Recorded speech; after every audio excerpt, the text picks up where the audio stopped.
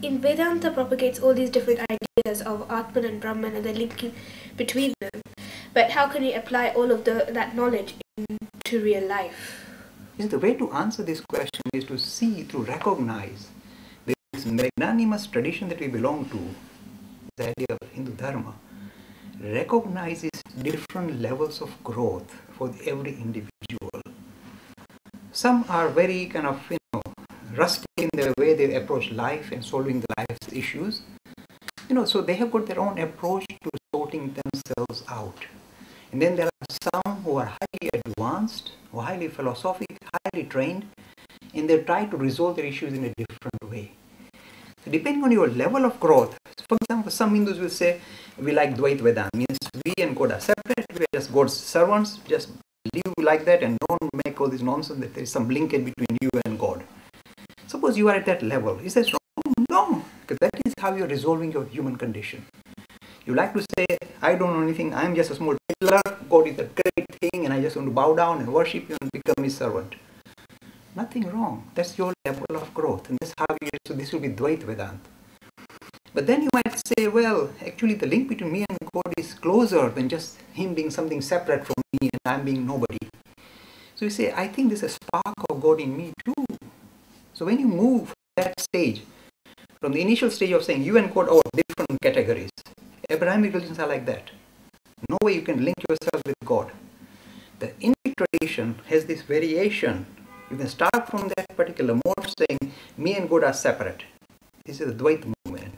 And there is a second movement which says actually there is a little bit of a link with me, direct link.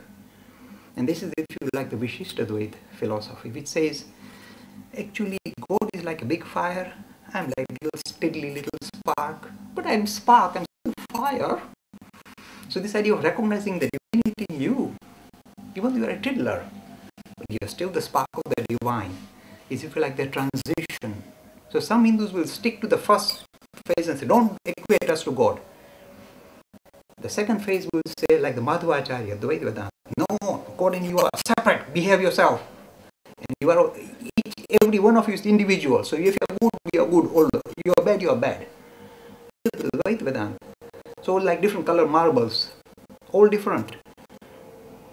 And God is even different thing, nothing to do. It's like a diamond, nothing to do with marbles. That's Dvaita. Advaita says fire and spark. It's a kind of linkage. And all of us are sparks of God. So in a way, it equates all of us, that we all have the same spark.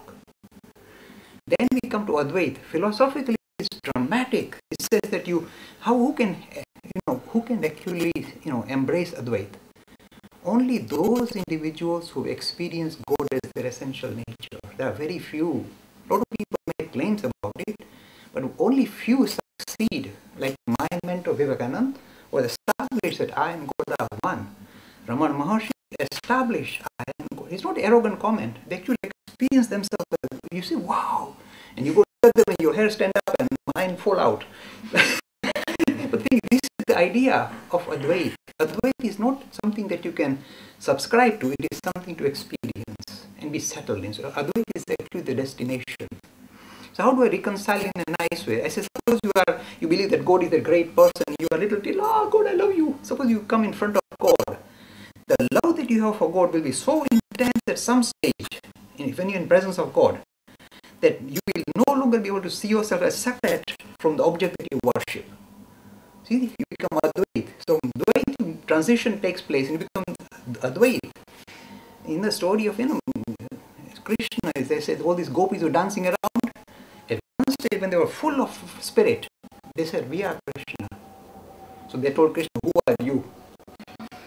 See that if you like that arrogance, I am God, that experiential. So Advaita is experiential. Dvaita, Vishishta Dvaita is the practical way of practicing